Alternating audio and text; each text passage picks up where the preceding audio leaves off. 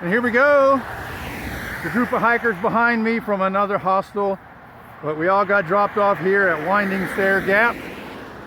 And we're all walking down the road to get to the trailhead. Heading north, heading up the mountain. And right out of the gap, we got a nice little waterfall here. Pretty cool. The stream going down that way. Great way to start the day. All right, and I was concerned with bears. Oh well. Okay, so we just finished a little climb, probably about 40 minutes worth of it right from the start. And everybody was shedding layers as they came up the mountain. I got rid of my gloves and rolled my sleeves up. Got right to the top.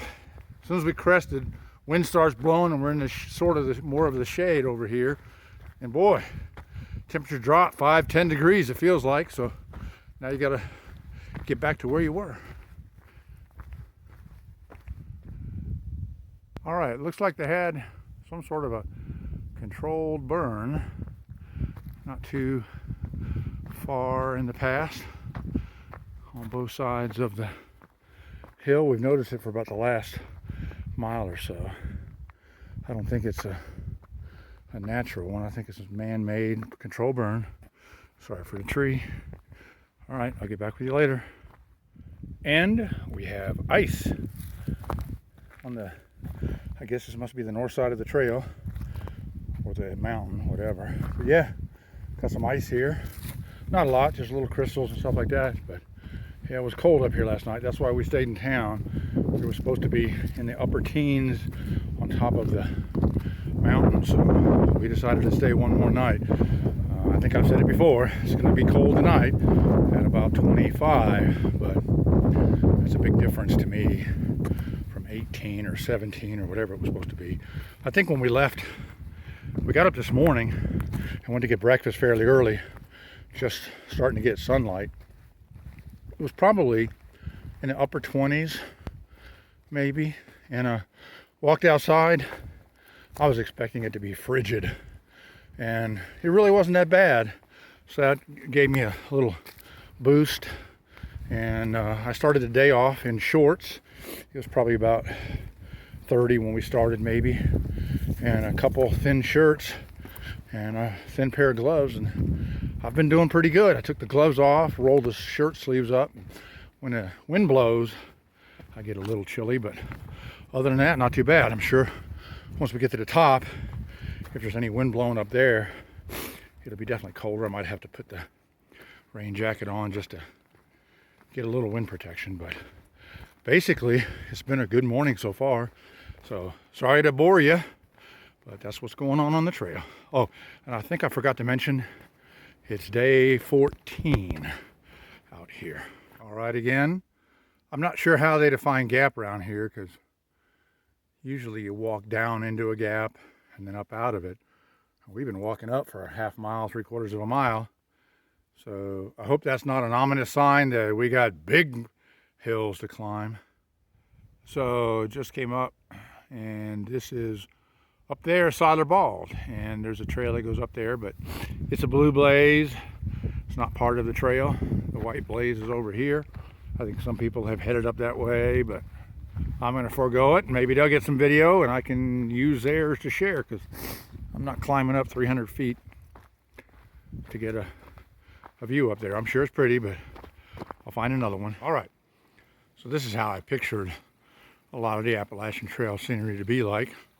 Of course it's not, but you know, it's got a little creek coming down through here. Got your old log bridge, a couple big trees, and then a nice little stream bed going on down. Anyway, it's not the way it always is, but it looks nice when you see it. All right, get to see some green. It's been a while since I saw green today. It's been basically burnt brown, black. So this is nice to see a little bit of greenery down here. We're on the what seems to be the less windy side, so it's a little bit warmer. And time to make up some ground. Across the road at Waya Gap. So it looks like we're headed toward Waya Ball, so we'll probably have to climb a little bit. And looks like I just crossed the road, as you can tell. I have no idea what road that is or where it goes, but now that everybody's dizzy, that's the way I'm going. All right, just turned noon, making our way up to the Wyabald area, Wyabald Tower, and then onto the shelter. And that looks like a Forest Service road that goes up. It would be nice if the trail followed that. That's a great grade, nice and smooth, to be sweet, but unfortunately it's not going to be that way. And then speaking of Wyabald, there's a shelter just past it. That was our destination for the day. It was 11 miles, and then we would do about 12 tomorrow, and that'll leave us about 5 to get into the NOC on Saturday while it's raining. So I'm going to see if there's anybody at the shelter in our group. I think Brandon may be there, and find out if he wants to push on. And also I've got to see if my legs are up for it. Push on to the next shelter past Wyabald, which is Rufus Morgan, which will be about another, I don't know, 5 miles, 6 miles. If we can do that, there's a chance we might be able to get into the NOC tomorrow evening, camp out right there, or get a bunk, something. Try to stay dry, and then just keep from getting wet out here, so that when we get out of there, everything is still dry and we don't run the risk of getting hypothermia out here. So we'll see what the plan turns into. Still climbing up to Wyabald. Got a little bit of a view out there. That's the way I came from. That's probably Silerbald up there. Have no idea what the other little peaks are, but I think somewhere up here is where we're headed. Up that way somewhere. I don't know how we're going to get there, but that's where we're going. All right, little update. Couple things. Been hiking for a while. The grade was pretty steady for a while without any big roots, rocks, or logs or anything like that. It kind of reminded me of the grade going up to Mount Mitchell. And then now it flattened out a little bit, and now it's going to get steep again. I thought we were near the top, but apparently we weren't. So I guess this is going to be the last push to get to the top.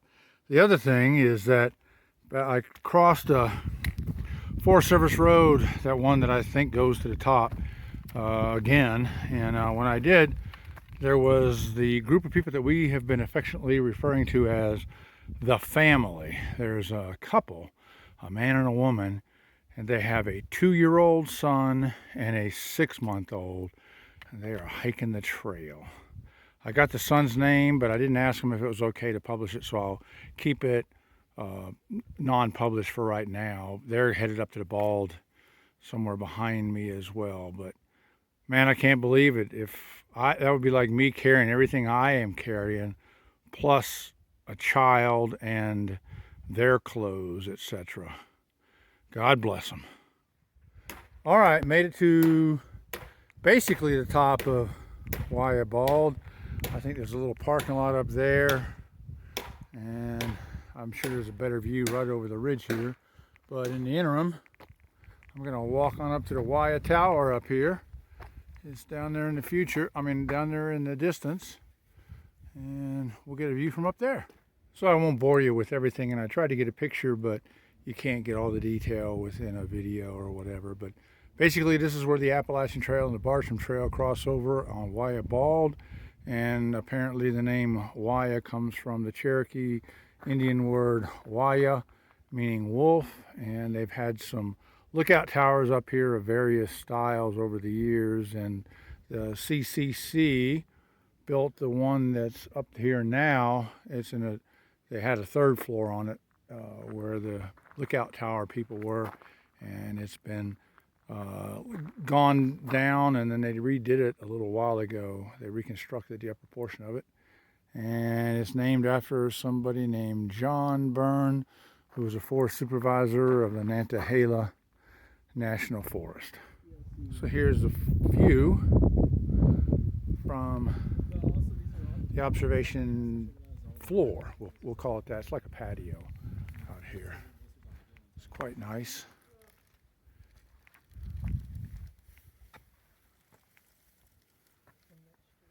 And it continues on around.